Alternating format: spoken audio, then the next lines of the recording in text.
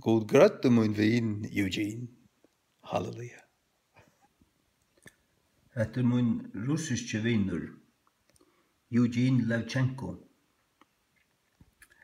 Vi møttes til Runavík 2014.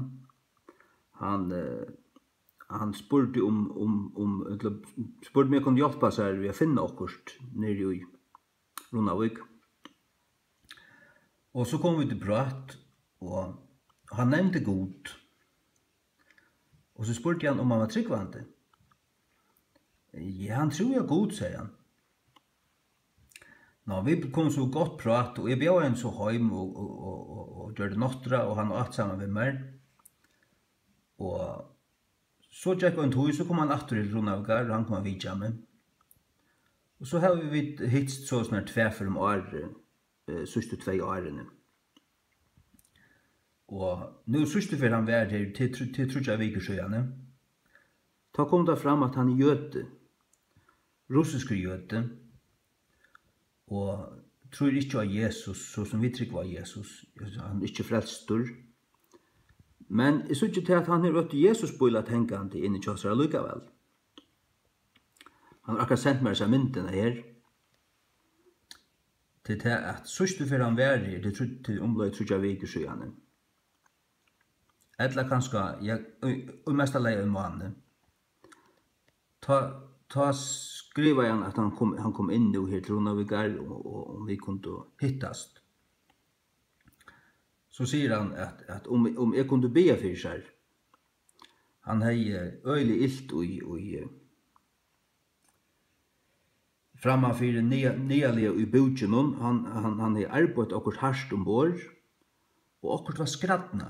Og han ville ikke si at vi Ivmannen til så ble han blekk av skipen, og han ikke tog av i landet, så han gikk vi konstantere på innom. Og han nevnte det flere før, kan du be for meg? Og da var vi her cirka en vik, og vi hittet oss 2 eller 3 ferier. Men så en av så tok jeg salvingaroljene vi, her ombord, og han bjød meg nottra. Og jeg heter jo forresten kona hans og døtter hans, som vi sitter her. Og jeg ber så for noen. Jeg har bygd flere dager av den, 4 røyga med vel. Og han sier til at da jeg kom køyrande etter kajen, han kom om han og tekke møte meg. Da kom akkurat iver han. Han sier til at akkurat arbeidet her som på innan vær, akkurat riktig ui her, akkurat even naturligt hente, sier han altså. Men så ber jeg for noen salveian og til, og Jesu navn, ber jeg troar bønnen at Gud skulle grøve han. Og nå har han så skriva til munn. Han skriver her, Dear friend, I often remember you in connection to my rupture.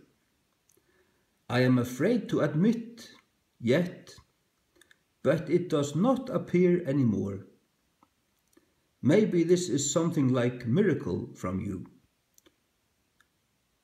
Though my great-grandfather healed that illness. Han snakkar at han ser lenga behei vært tryggvande. Og hei bi for sjukon, og det blev grødd det som han ber for. Men han er annars pastvus jøte, han sier han er fjøringsjøte. Så ångstan i familien er jøtes blod til honom. Det var tog han tror bare av god, sier han.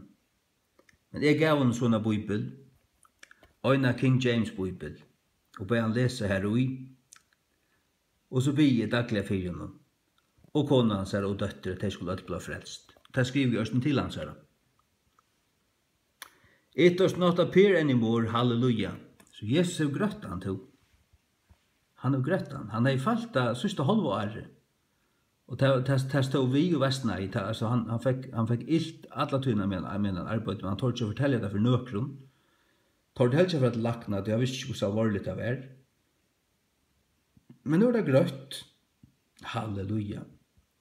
Til Jesus vil i ødel æren. Takk og lov prus.